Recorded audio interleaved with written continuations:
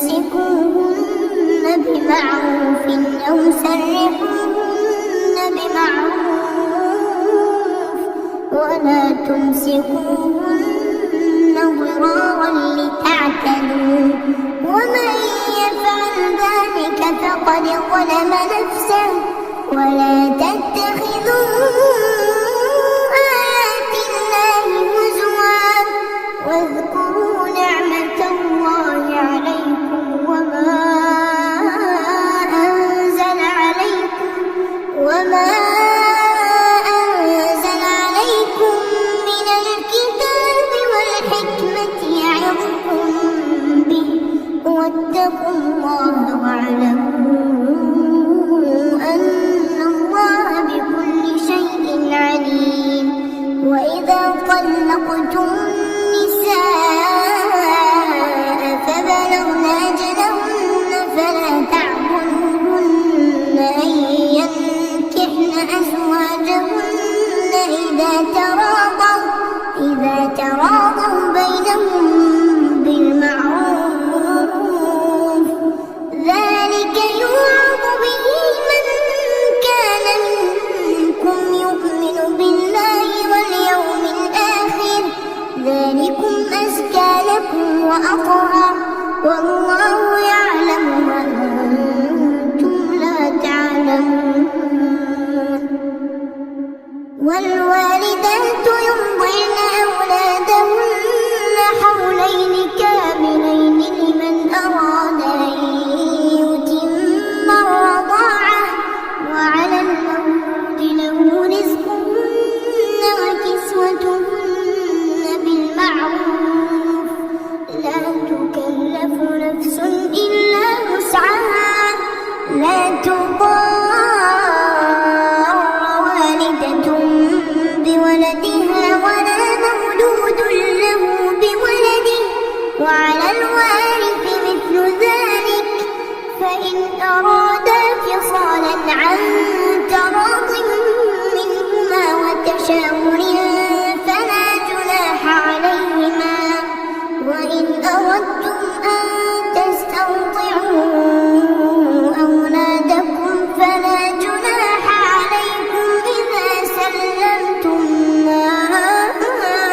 آتيتم بالمعروف واتقوا الله واعلموا أن الله بما تعملون بصير. والذين يتوفون منكم ويذرون أزواجا يتربصن بأنفسهن 4 أشهر وعشرا فإذا بلغن أجلهن فلا جناح عليكم فيما فعلن في أنفسهن بالمعروف والله بما تعملون خبير. ولا جناح عليكم فيما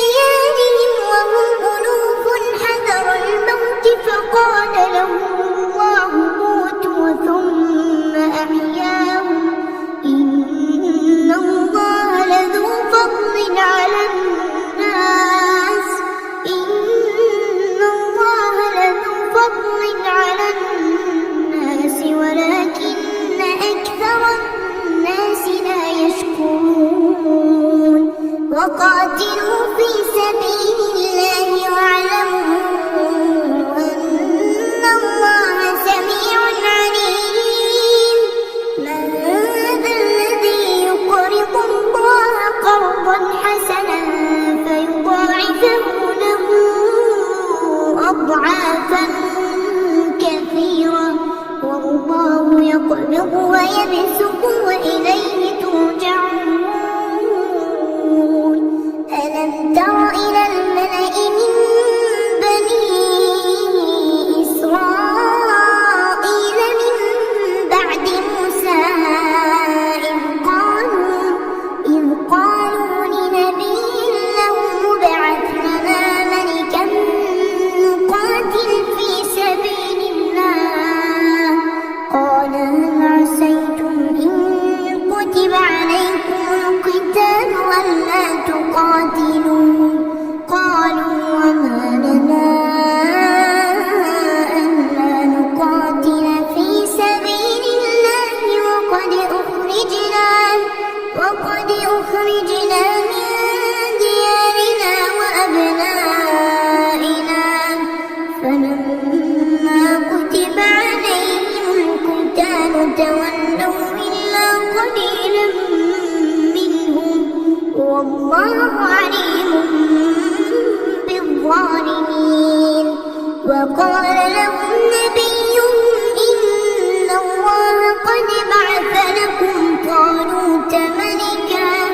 قالوا أنى يكون له الملك علينا ونحن أحق بالملك منه ولم يؤت سعة من المال قال إن الله اصطفاه عليكم وزاده بسطة في العلم والجسم والله يؤتي ملكه من يشاء والله واسع عليم. وقال لهم نبيهم إن آية ملكه أن يأتيكم التابوت فيه سكينة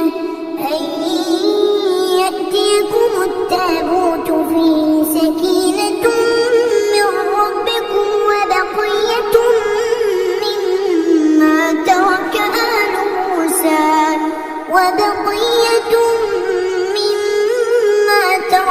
آل موسى وآل هارون تحمله الملائكة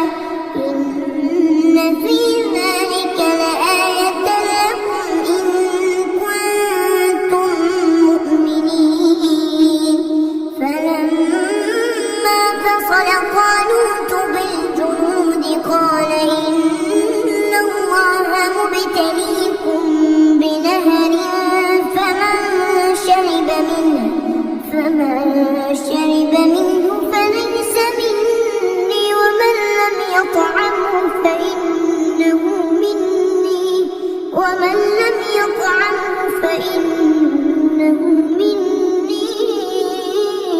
إلا من اغترف غرفة بيده فشربوا منه إلا قليلا منهم فلما جاوزه هو والذين آمنوا معه قالوا لا طاقة لنا اليوم بجالوت وجنوده قال الذين يظنون أنهم ملاقو الله كم من فئة قليلة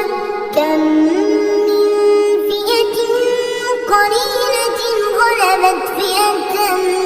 كثيرة بإذن الله والله مع الصابرين. ولما برزوا لجالوت وجنوده قالوا ربنا أفرغ علينا صبرا وثبت أقدامنا وانصرنا على القوم الكافرين. فهزموهم بإذن الله وقتل داود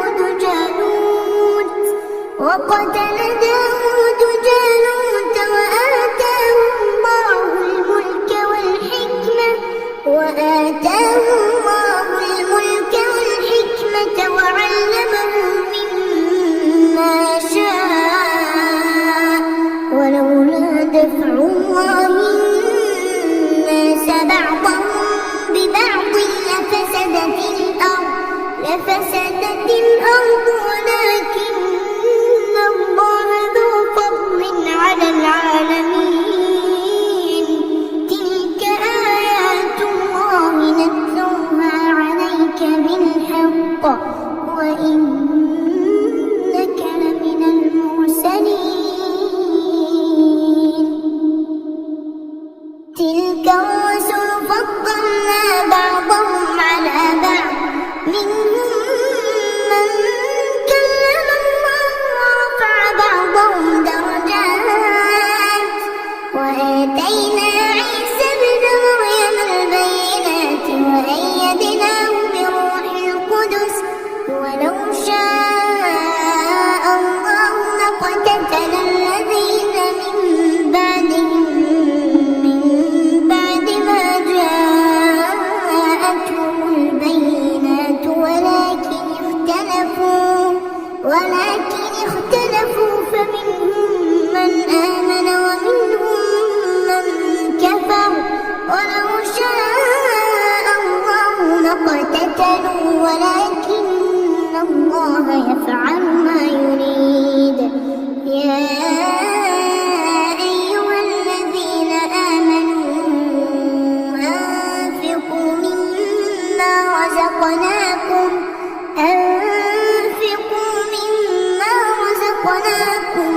من قبل أن يأتي يوم لا بيع فيه ولا خلة ولا شفاعة والكافرون هم الظالمون. الله لا إله إلا هو الحي القيوم لا تأخذه سنة ولا نوم له ما في السماوات وما في الأرض. من ذا الذي يشفع عنده إلا بإذنه يعلم ما بين أيديهم وما خلفهم ولا يحيطون بشيء من علمه إلا بما شاء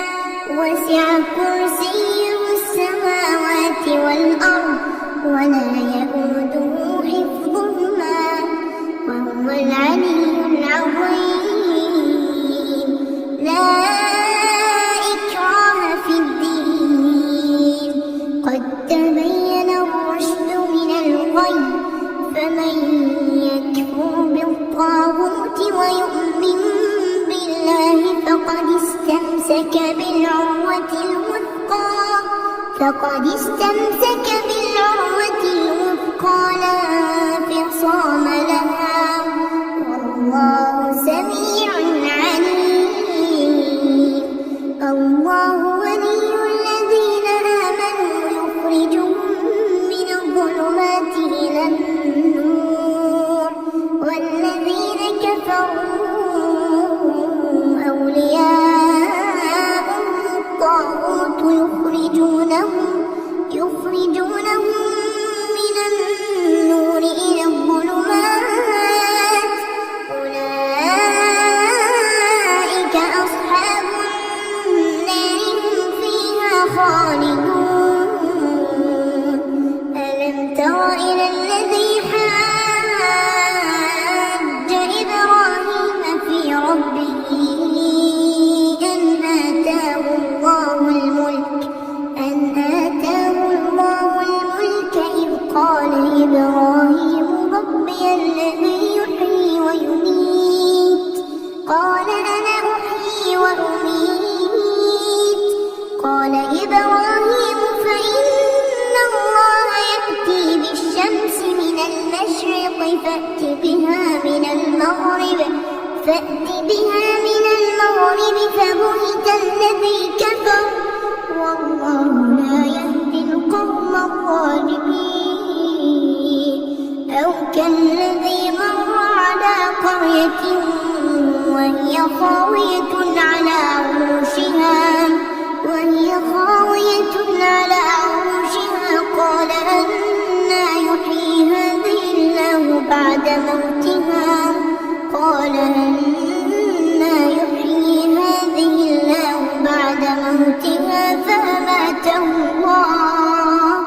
فأماته الله 100 عام